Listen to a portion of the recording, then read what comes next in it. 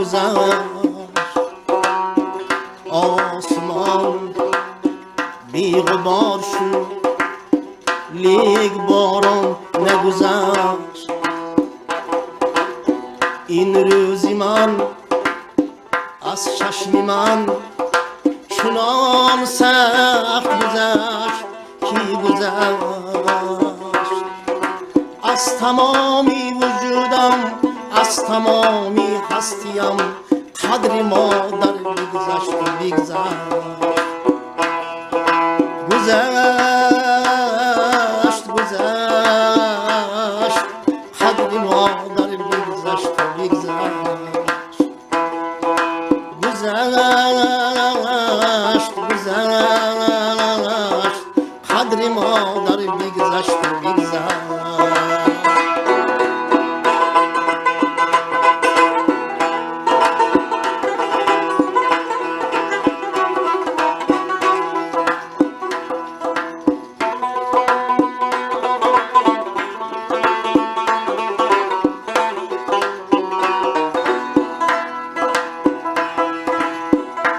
هرگه آید به یادم از گلویم یک بردنان نگذشت. از این حولی به خیال من از چشم من یگان کسی نگذشت. از تمامی وجودم از تمامی هستیم قدر مادر بگذشت و بگذشت. گذشت گذشت قدر مادر بگذشت و بگذشت.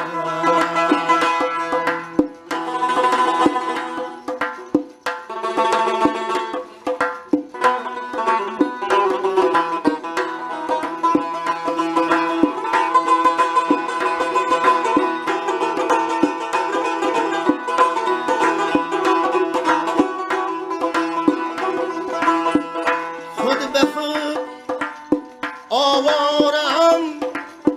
با کار خود آوارم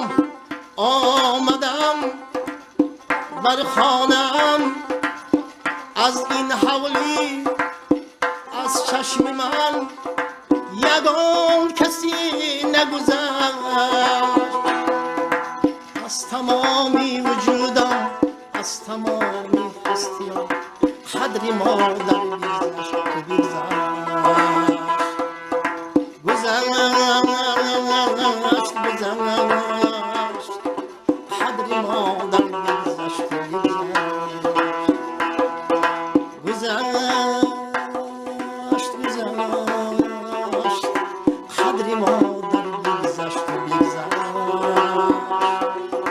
قدر مادر بگذشت و بگذشت.